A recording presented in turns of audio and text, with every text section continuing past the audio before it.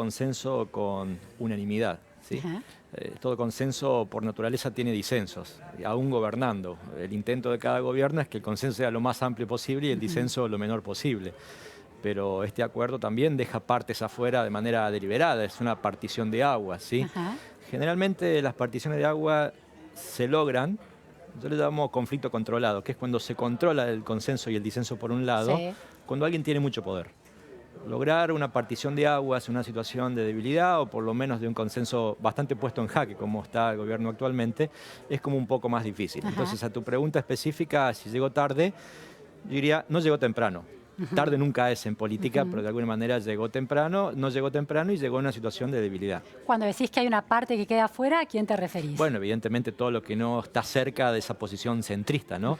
Que tampoco... El kirchnerismo, de alguna manera, sería la Bueno, síntesis. el kirchnerismo y de alguna manera otros sectores, ¿no? Digo, porque la sola expresión, por ejemplo, de Labaña hace un rato criticando este acuerdo como, entre comillas, marketinero, da pistas de que es un consenso ofrecido, pero pareciera ser que al menos por esa respuesta, y no es menor el peso de Labaña, es el actor más relevante de esa postura centrista, no ha sido charlado previamente, o por lo menos no en términos de lo que ha significado la voz presidencial, ¿no? Ahora, Mario, se los convocó, el acuerdo se extiende a Massa, que es un precandidato ya decidido, a Urtubey y a Pichetto, que también se han instalado en la opinión pública anunciando sus precandidaturas. Labaña no está anunciando todavía su precandidatura. ¿Ahí habría una razón de peso para, bueno, por el momento no convocarlo a este acuerdo?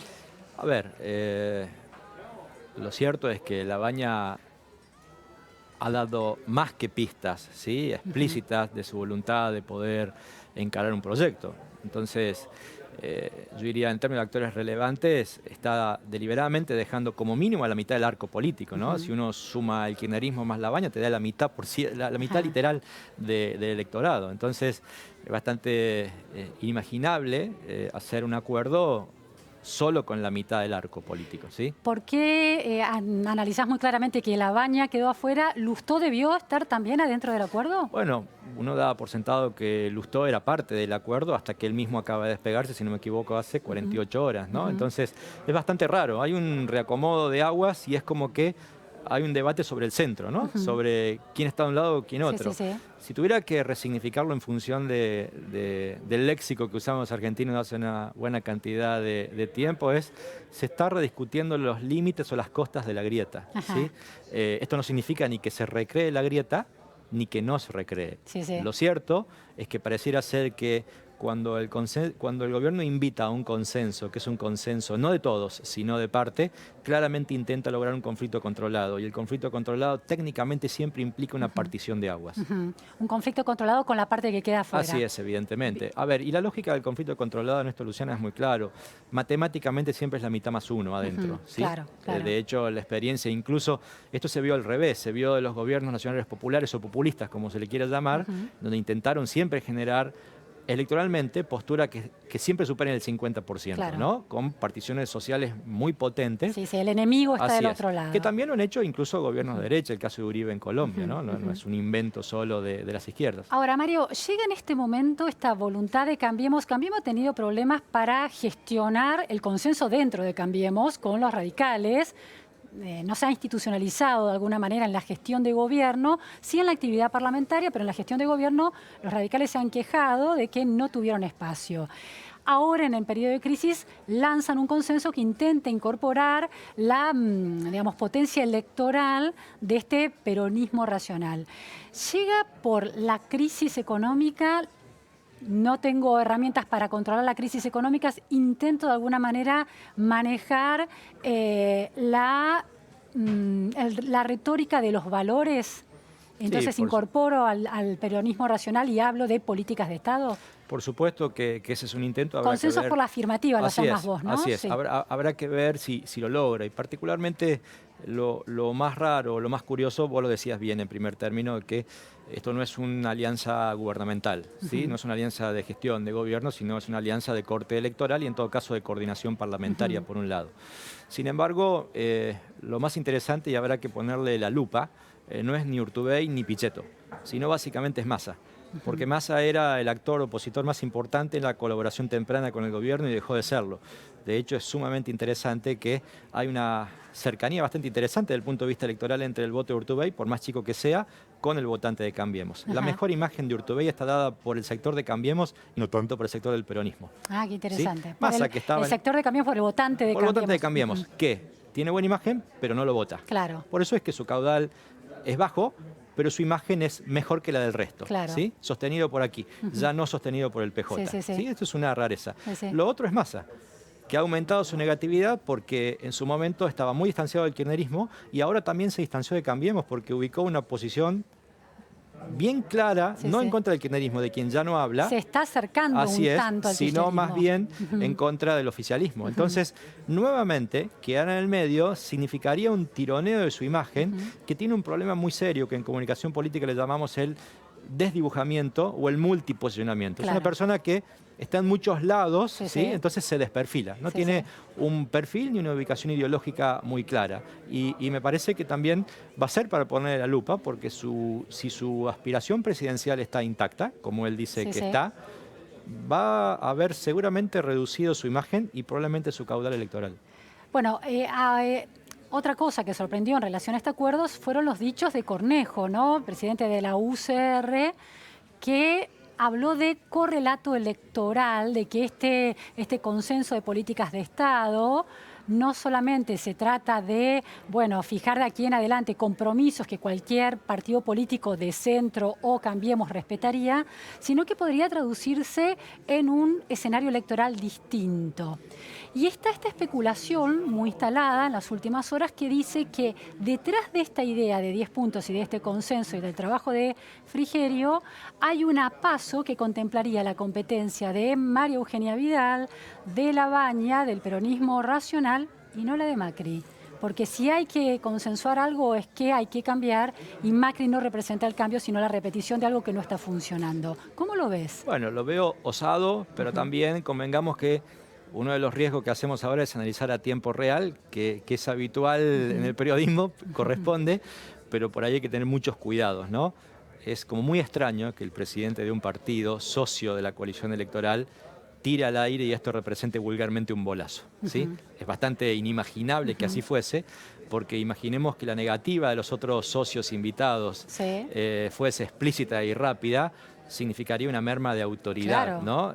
No tan solo para el presidente del radicalismo, sino también para el propio presidente de la nación. Claro. Lo cierto es que a lo mejor el globo de ensayo implica eso, que lo haga un socio y no el jefe de Estado. Sin embargo, también vimos recién en el corte que el pedido de consenso ha sido el propio presidente. Habrá que ver hasta dónde llega. Creo que, insisto, es un Estado... Mario, vos has señalado en otras oportunidades que Cambiemos ha, de alguna manera, avanzado con políticas sin tener en cuenta, o con propuestas políticas ante la opinión pública, sin tener en cuenta los efectos colaterales, por ejemplo, la discusión sobre la legalización del aborto, que termina generando una nueva grieta aún adentro de Cambiemos. ¿Puede ser este el caso de este acuerdo de 10 puntos de consenso que termine generando efectos electorales impensados? Claro. Por cierto que sí, por eso decía que a lo mejor se rediscute una nueva grieta. De alguna manera el aborto representa también otro tipo de grieta superpuesta, ¿no?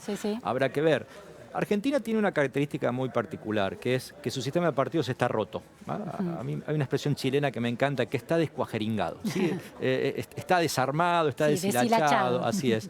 Entonces, en esta realidad, el transfugismo electoral, que en otras situaciones tendría un castigo público, moral, de la opinión pública, no lo sería tanto, ¿sí? Por un lado, esto juega a favor de la idea del gobierno. Ahora, lo cierto es que la ausencia de un sistema de partidos que dota de estabilidad, que al elector le permite ubicar a dónde está uno y otro, exacto, lo termina ordenando esta famosa grieta.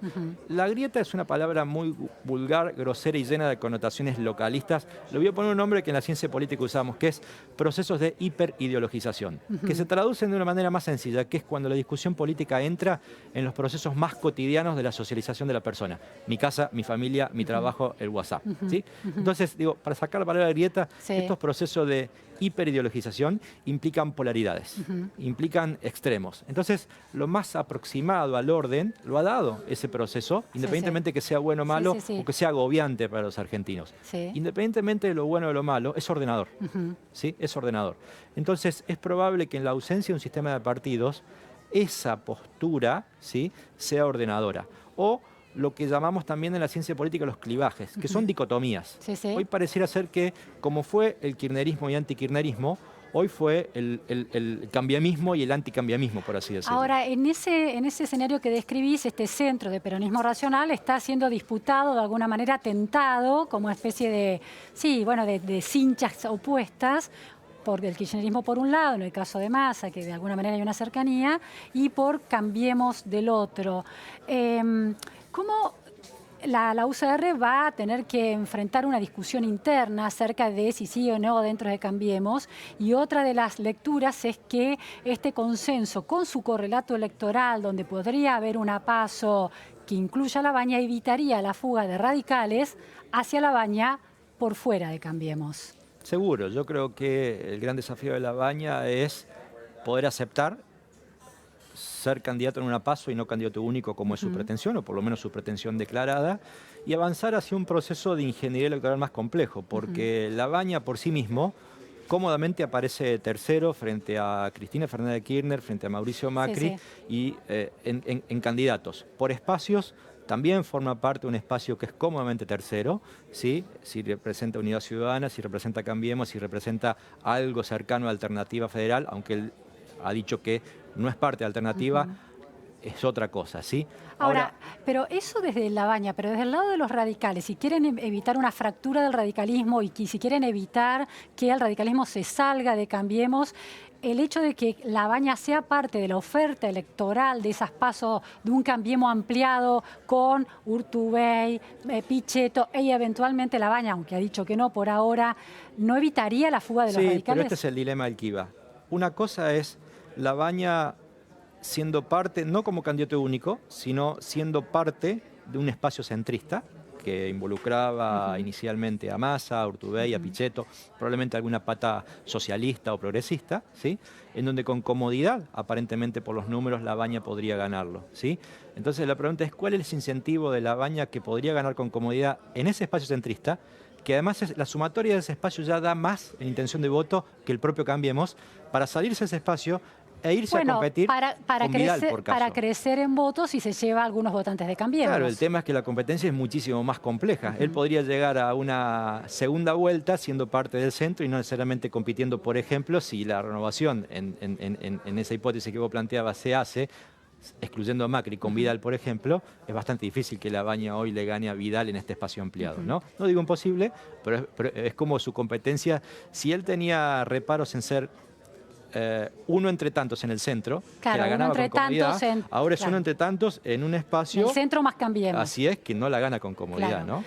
Mario, otra de las hipótesis es que en realidad este acuerdo de consenso no está tan pensado para ahora, para la coyuntura, sino para el día después, eventualmente, si Cambiemos gana, también nuevamente en una posición de minoría en el Congreso, tener garantizado acuerdos claves de gobernabilidad que le permitan cumplir los compromisos con el fondo y con otros acreedores, porque no va a seguir siendo fácil la Argentina post-octubre. Así es, eso suena inteligente. Incluso hay un paso previo tan inteligente como ese, que es la segunda vuelta. Claro. ¿Sí? Ahí se hace más rico este análisis. Ahora la pregunta es, también nuevamente, ¿cuál es el incentivo de este espacio centrista que se había ubicado a un Urtubey más crítico del gobierno, en una idea en donde el continuismo en la Argentina representa el 30% como máximo y la sensación de cambio está arriba de 60 puntos, 60 y largos? Entonces, ¿cuál es el incentivo de este espacio? Bueno, por eso ahí la figura de Macri tenía que quedar a un costado, ¿no? Exacto, ¿no? Entonces, digo, está como todo muy en veremos, un estado de especulación, Mario, donde los incentivos no son claros. Quiero leer una frase que dijiste vos el año pasado, en octubre, sobre la polarización. Ese pasado, a Cristina Fernández de Kirchner te referías, y al kirchnerismo, ese pasado está muy vivo, no solo con vida, sino con vida política. Y lo decías este análisis tan interesante en relación a si era riesgoso polarizar y riesgoso polarizar con el kirchnerismo. La política de consenso instalada, la conversación pública entre ayer y hoy, tiene que ver con que la crisis económica no es solo el único riesgo, sino el regreso de un cúmulo de valores que desde el oficialismo son vistos como populistas y poco democráticos, y sintetizados esos valores en la figura de Cristina Fernández de Kirchner. Totalmente. Yo contextualizo esa frase, ya no recuerdo ni cuándo la he dicho, pero Octubre seguramente... de 2018 en La 2018. Nación. Ah, bien, bueno, buenísimo. Una entrevista a Felipe Tiel. Esa teorización tiene que ver con lo que llamo el mito de gobierno, que es el proyecto, lo que en Argentina se llama relato, ¿no? Lo que pasa es que si digo relato tiene una connotación que generalmente usó la oposición en contra del kirchnerismo en su momento y no tiene mucho sentido. Sí, la narrativa que cada gestión la narrativa hace de sí así es, que tiene que ver con el proyecto de valores que representa el futuro. Todo mito de gobierno siempre se gesta desde un pasado. Hay un rescate deliberado del pasado. Algún rescate es por la positiva, el chavismo, voy a recrear el bolivarianismo, claro. ¿sí? Algún rescate es por la negativa, quiero dejar atrás la época neoliberal, ¿sí? Hay de todo tipo de rescates, hay rescates largos, el presidente chino dice hay que volver a hacer la dinastía Ming, 500 años atrás, cuando era el imperio y la ruta de la seda, digo, hay de todo tipo de rescate. El riesgo y la rareza de Cambiemos es que en el intento de construcción de mito de gobierno, que no lo logró, a juzgar por su evaluación y por la ausencia de políticas públicas instaladas o legitimadas, no se logró, pero sí claramente partió con la intención de poder lograrlo, tiene que ver con diferenciarse de un pasado muy vivo, que en la experiencia de construcción de relatos o mitos de gobierno, nunca nadie trabaja sobre relatos pasados vivos. Aún el kirchnerismo, que vuelvan. Así es, aún el kirchnerismo que trabajó con un Menem vivo, no con un Menem vivo políticamente, claro. ¿sí? Sí vivo en términos personales. Sí. Entonces, que Néstor Kirchner ha fallecido, pero el kirchnerismo está vivo, vigente y poderoso. Y ese kirchnerismo sigue vivo hoy, a tal punto que no es que ha subido ni mejorado, lo que ha pasado es que ha bajado el gobierno. Claro. Entonces pareciera ser que Cristina subió y subió, Cristina no subió nada. 1 punto, 2 puntos, forma parte de un margen de error técnico de cualquier encuesta. El problema es que sí hubo un desplome del gobierno, entonces... 2 años cuando lo dije la primera vez, a 1 año de esta entrevista o menos de que decías, evidentemente lo sigo manteniendo con plena vigencia ese pensamiento, ¿no? Ahora, Cambiemos en 2015 se constituyó precisamente porque solo el macrismo no iba a ganar, solo el radicalismo tampoco, ni la coalición cívica lograron consensuar una estrategia electoral en contra del kirchnerismo. Así es. Este intento de plan de consenso de 10 puntos es también una estrategia de Cambiemos, de entender que no le alcanza con lo propio y extender es recrear ese escenario. Ese escenario, pero extenderlo. Antes fue radicales, coalición y macrismo, pero eso ya no alcanza porque la gestión de gobierno desgastó. Hay un problema importante, es que en ese momento, en el mejor de los casos, el kirchnerismo obtuvo menos votos que la mitad, ¿sí? Y Cambiemos tuvo un poquito más que la mitad, y cuando gana, además ganan con un nivel de consenso sumamente alto. Macri llegó a tener, por citar, un periodo de 70% de imagen positiva y hasta más también. El problema es que cuando gesta esto, ¿sí? Esta nueva partición, este nuevo reacomodo, ¿no? Lo hace con 30% de imagen positiva siendo generoso. Entonces, digo, depende... Y con una herencia propia que te pesa. Así es. Que esa herencia, incluso, no en términos políticos, porque en términos de valores está bien fracturada la sociedad, pero sí en términos económicos es mucho más desfavorable para el gobierno que para la oposición, muchísimo más desfavorable. Ya la gente considera que el problema no es la herencia recibida, a pesar de que lo sigue siendo, que es mucho más la gestión presente. Claro, ¿sí? La causalidad histórica es cierta, depende, viene del kirchnerismo, pero la gente ve el presente. Así es. Entonces, en ese estado de cosas, es como mucho lo que tiene que ceder a estos actores si decidieran pasarse. Digo, es interesante pensar, hacer el ejercicio nuestro de ponernos en el lugar de un actor que es invitado con estas características, tiene mucho por pedir y hay que ver si Cambiemos tiene mucho por ceder, ¿sí? Donde no controla la organicidad total del radicalismo, porque está lleno de tensiones. De hecho, Lustó, la figurita pública más importante, acaba de decir que no forma parte, donde hay... Aunque él mismo habló de consenso durante muchos días en los últimos tiempos. Donde hay actores díscolos, en este caso Elisa Carrió, por citar un ejemplo, no la única. Entonces, no es tan sencillo que de golpe, si hay ruido acá y encima a la baja, de golpe vengan 3 o 4 actores nuevos con sus propias reglas de juego y generar una coalición donde además, en este caso, estoy seguro que la coalición de Darcy, hipotéticamente, no creo que sea solo electoral, sino básicamente gubernamental, claro. ¿no? Y ahí es lo más complejo porque Cambiemos hasta el día de hoy no lo es. Eso, última pregunta, Mario, ¿eso sería posible si también el peronismo de centro, el peronismo racional, ve como un riesgo para la República la restauración kirchnerista? Entonces, ¿la voluntad de conciliar y de consensuar con Cambiemos crecería? Es una incógnita muy grande. Lo cierto, insisto, que hay que ver lo que ha significado esta postura, especialmente de lo más mayoritario de ese peronismo centrista, que es Massa, ¿sí? Es el que más votos tiene, a excepción de La Baña, y que se ubicó mucho más opositor, ¿sí? E incluso, bien lo sabes, por la cantidad de rumores de diálogos con el kirchnerismo, incluso especialmente en la provincia de Buenos Aires, donde se supone que está el fuerte del masismo, o del Frente Renovador, lo cual está lleno de incógnitas. Insisto, un libro que nunca me dejaron publicar se llamaba Anímate a controlar tu ego. Le cambiaron el nombre, se publicó con otro nombre. Y creo que hay una gestión de egos acá muy potentes que en estos días vamos a ver idas y vueltas en un mar muy centrista, que no hemos visto. Y el consenso no es solo marketing político, es algo mucho más interesante, profundo y complejo. El consenso es básicamente legitimidad y en todo caso sí hay algo interesante en la construcción o el intento de construcción del consenso de Cambiemos, que es básicamente, yo defino el consenso como la ausencia de bloqueo para gobernar. Esto implica gobernabilidad en las cámaras, que no haya bloqueos en las calles, que no haya bloqueo de mis políticas. Y me parece que desde ese punto de vista, si el consenso arranca con esa perspectiva, es interesante por lo menos la voluntad política del gobierno de querer lograrlo. Muchísimas gracias, Mario Riorda, por estas precisiones y este análisis tan interesante. Nos vamos ahora a la ciudad de Buenos Aires, a sus calles, con nuestro móvil. Está Jerónimo Mura, problemas con la basura en diferentes barrios porteños. Buenas tardes, Jerónimo. ¿Cómo estás, Luciana? Buenas tardes. Bueno, y un conflicto que todavía no se resuelve, porque desde las 13 horas que están reunidos las autoridades de camioneros, que son aquellos responsables de recolectar la basura día a día, y que al fin y al cabo son los que desde el gobierno señalaron como los culpables de este problema que está azotando a los porteños. Porque nosotros estamos ahora